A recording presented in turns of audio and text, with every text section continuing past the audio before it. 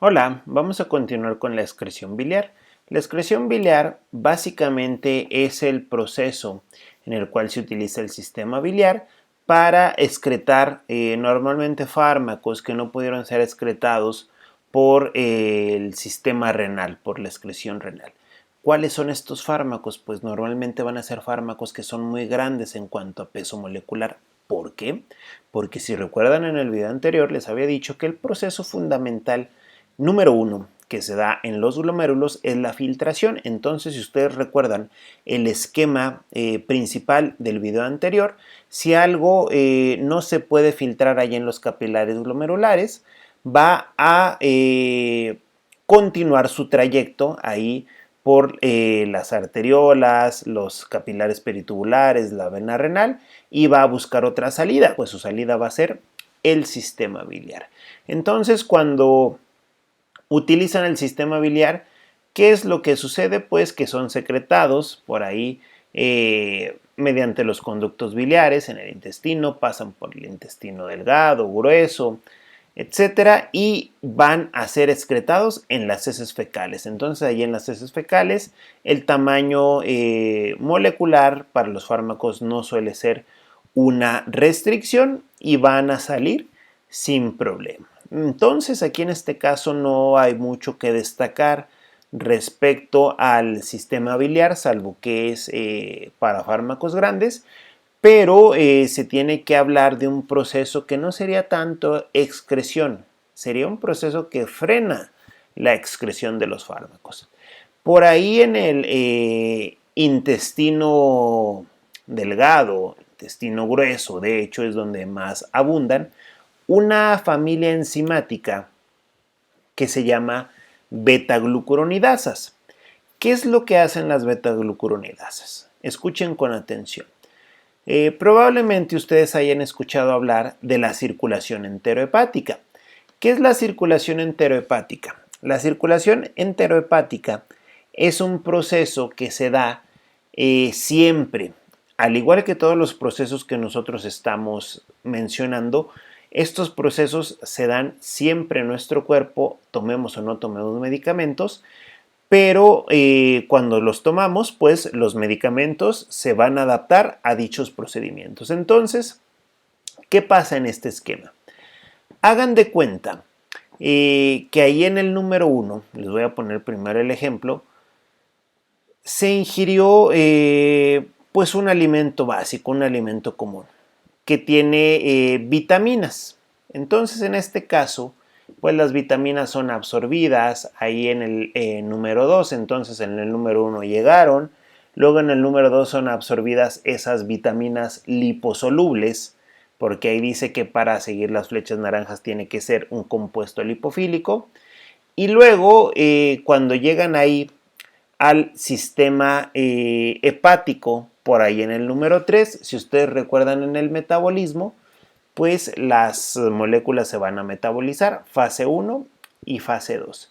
Entonces, si ustedes recuerdan lo que ya vimos de metabolismo, la fase 1 es una hidroxilación y la fase 2 es una conjugación. La molécula que más comúnmente conjuga y las enzimas que más comúnmente conjugan son las UGT, uridino difosfato glucuronil transferasas, y en este caso, pues esas glucuronil transferasas o glucuronosil transferasas, como les quieran llamar, ¿qué es lo que hacen?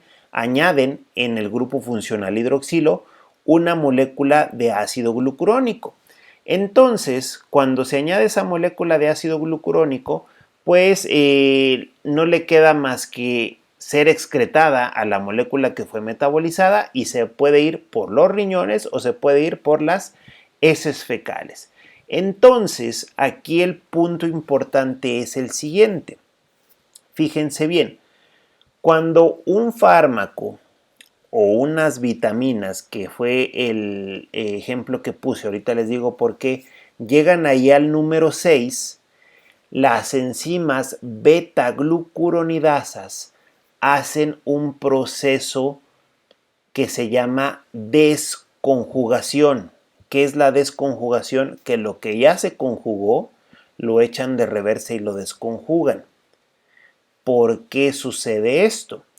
Pues esto sucede porque es un mecanismo evolutivo para preservar vitaminas y nutrientes en nuestro cuerpo. Entonces, cuando nosotros consumimos vitaminas y pasan todo este proceso y ya son metabolizadas esas vitaminas, fase 1, fase 2, porque les digo eso, no solamente le pasa a los medicamentos, le pasa a todas las moléculas endógenas de nuestro cuerpo, y cuando ya están en el intestino grueso esas vitaminas y nosotros las vamos a excretar mediante heces fecales, nuestro cuerpo de manera evolutiva, como duramos muchísimo tiempo siendo nómadas y no comíamos de manera tan regular los seres humanos como comemos hoy, que tenemos acceso a comida prácticamente las 24 horas del día, se creó un mecanismo para evitar que las vitaminas, sobre todo las vitaminas liposolubles, se excretaran en las heces fecales y el cuerpo las recuperaba. Entonces,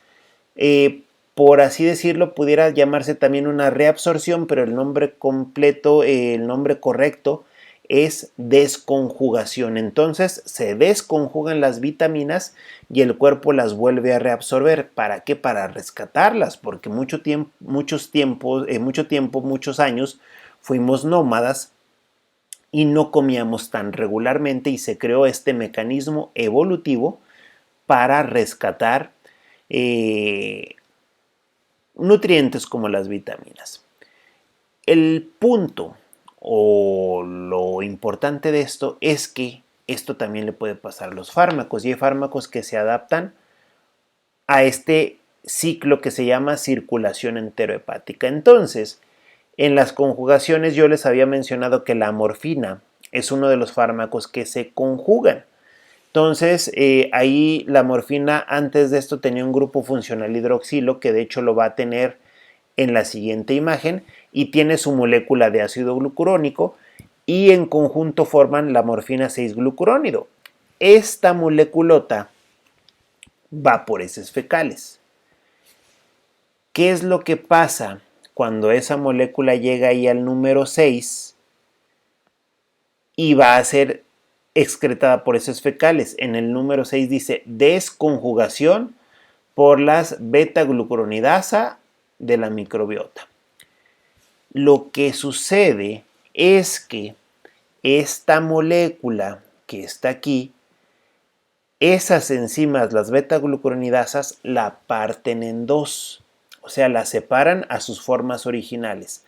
La separan en morfina, lo que viene en las tabletas, o como te la ven inyectada, etc.,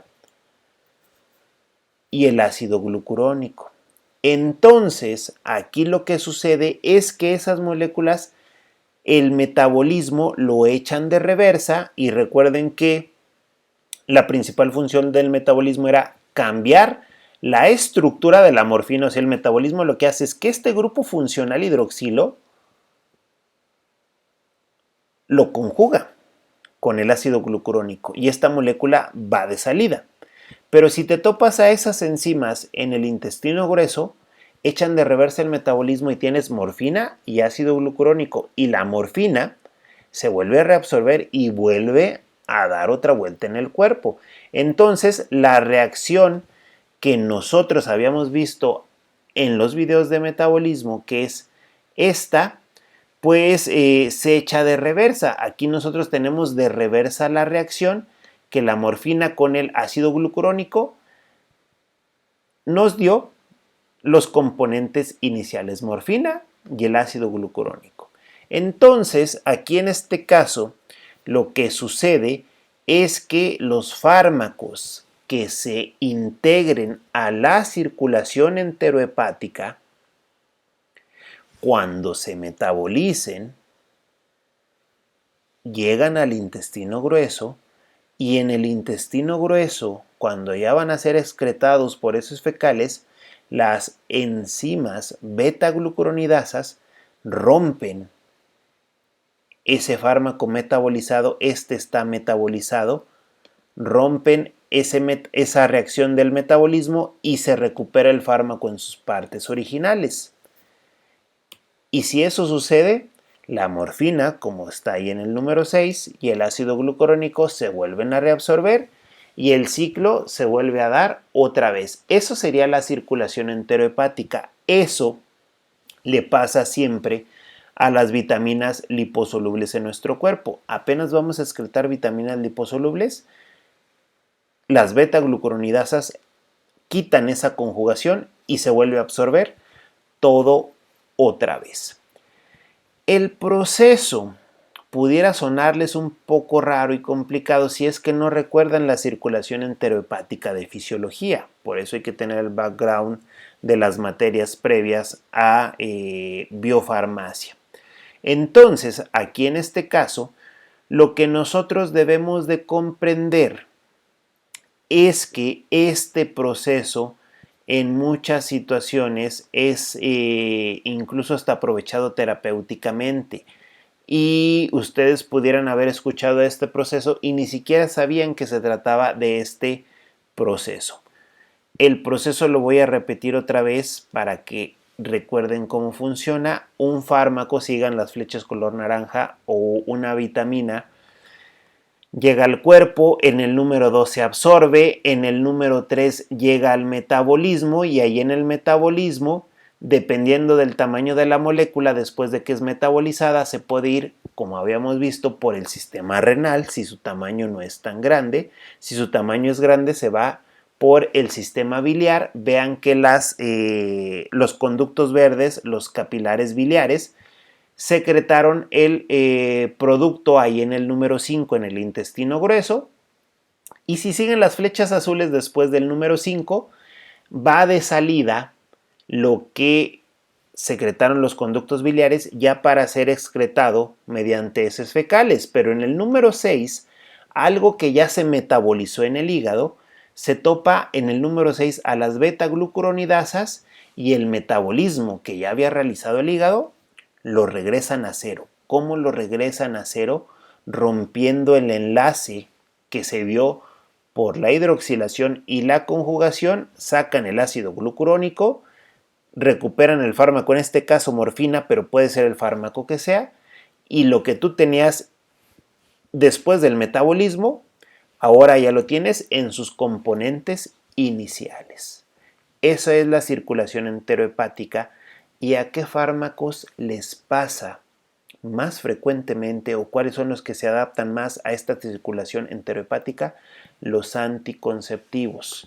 Ustedes pueden ver aquí, de este lado, las moléculas de levonorgestrel y etinilestradiol, que son los anticonceptivos más populares que se administran vía oral.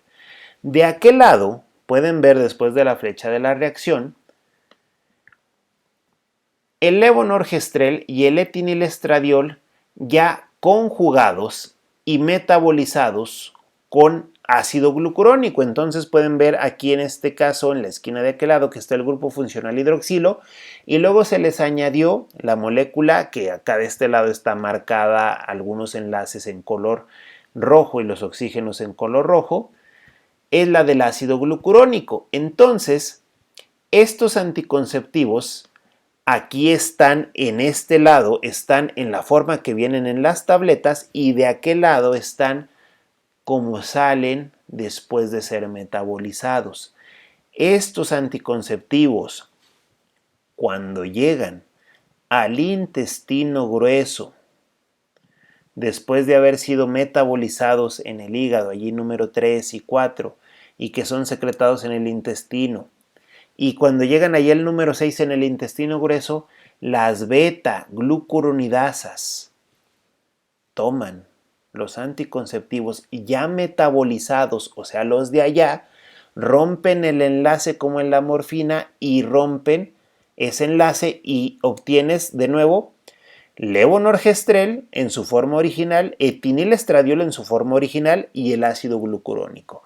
Obtienes de nuevo los anticonceptivos de esta manera. ¿Qué pasa con los anticonceptivos que fueron desconjugados? O sea, que se echó para atrás su reacción de conjugación. Número 6, se reabsorben otra vez hacia la vena porta, vuelven a hacer todo su efecto en el cuerpo, llegan otra vez al hígado a ser metabolizados, ahí los capilares biliares lo secretan en el duodeno, van a salir otra vez para excretarse por vías biliares por las heces fecales, y aquí en este caso llegan otra vez al intestino grueso y de nuevo las enzimas beta-glucuronidasas ya venían metabolizados como en la imagen de allá de aquel lado, rompen el enlace y vuelven a su forma original y así sucesivamente.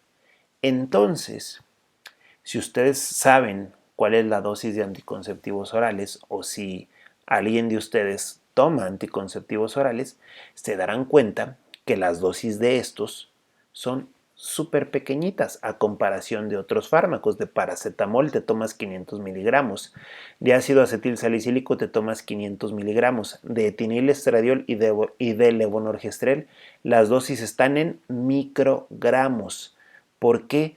Porque una vez que tomas este fármaco, está en esta circulación enterohepática que a pesar de que lo metabolizas y lo vas a excretar por heces fecales, esas enzimas, las beta-glucuronidasas, no lo dejan irse. Lo desmetabolizan, lo desconjugan y lo vuelves a absorber y así sucesivamente. Entonces las dosis que se están tomando son para mantenimiento del efecto terapéutico, pero son muy pequeñitas. Entonces, aquí en este caso, recuerden que se tiene que mantener un rango terapéutico, se tienes que mantener concentraciones estables. Si bajas de las concentraciones estables, caes en la ineficacia.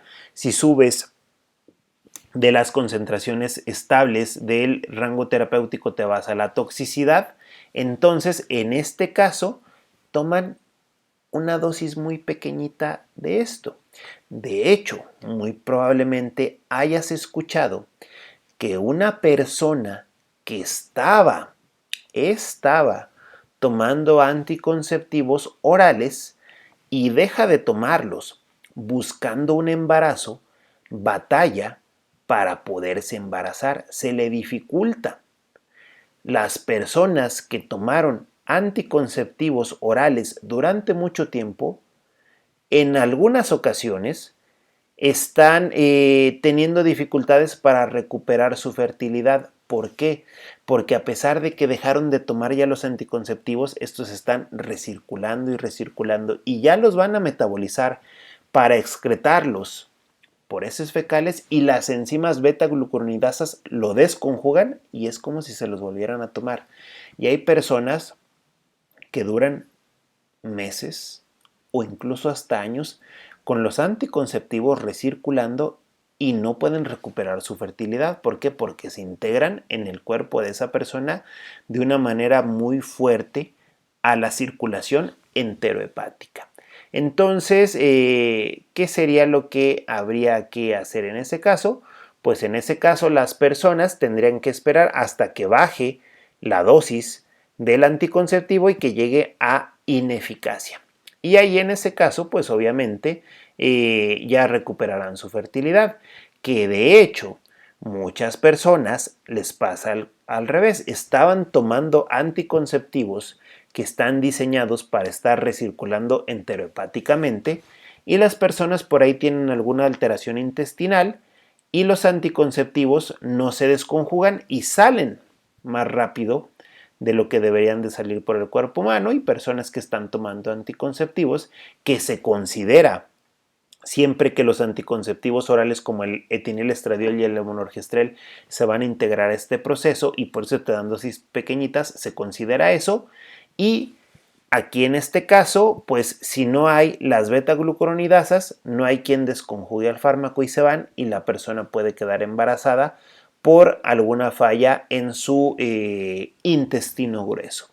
Entonces, aquí en este caso, pues es un tema que se tiene que tener muy en cuenta. Por ejemplo, la píldora anticonceptiva de emergencia es más o menos de 50 a 70 veces la dosis habitual diaria de levonorgestrel. Entonces una píldora anticonceptiva de emergencia es entre 50 a 70 veces la dosis habitual del levonorgestrel y si alguien toma esa píldora anticonceptiva de emergencia por lo que sea, cada quien podrá tomarla sin problema, El punto aquí es que debería de considerar que si está tomando de 50 a 70 veces la dosis de efecto terapéutico habitual, aquí viene una escala de un fármaco de 500 miligramos, la escala, como les había dicho, de el levonorgestrel es en miligramos, pero si tú te tomas de 50 a 70 veces la dosis,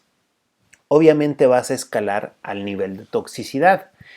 Y en este caso, si se sabe que los anticonceptivos duran meses o hasta años recirculando en tu organismo, imaginen esa dosis de 50 a 70 veces más circulando en el cuerpo de quien ingirió esa píldora anticonceptiva de emergencia, pues va a tardar muchísimo en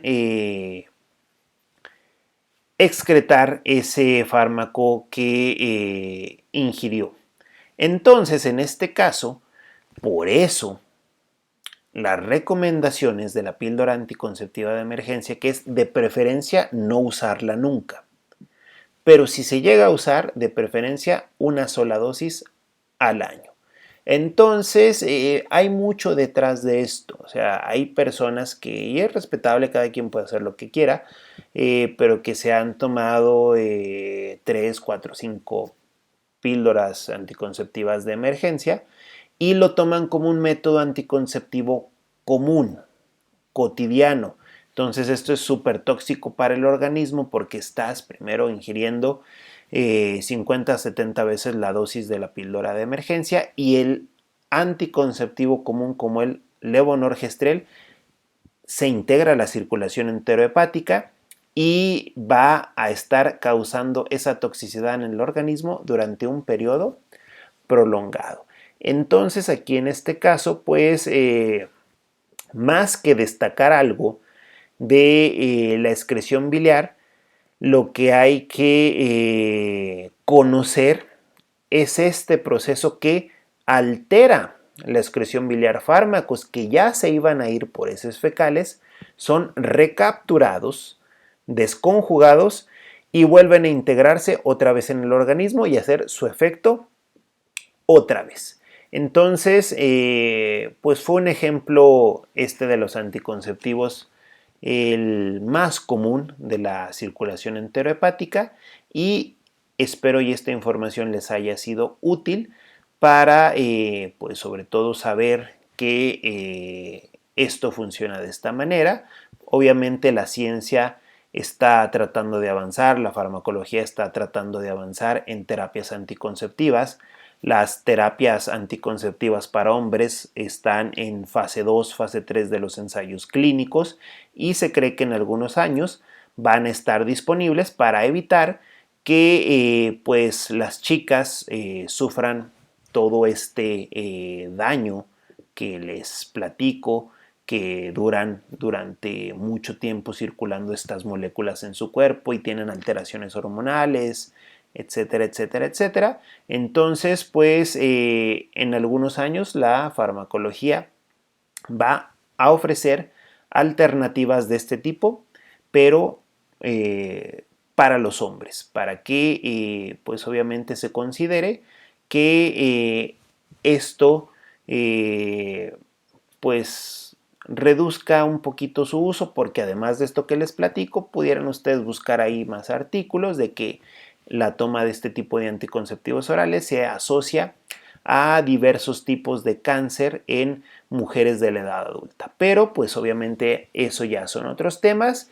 Yo nada más les doy el contexto de estas moléculas en la excreción biliar. Entonces, con esto de la circulación enterohepática terminamos lo de la excreción biliar y muchas gracias por su atención.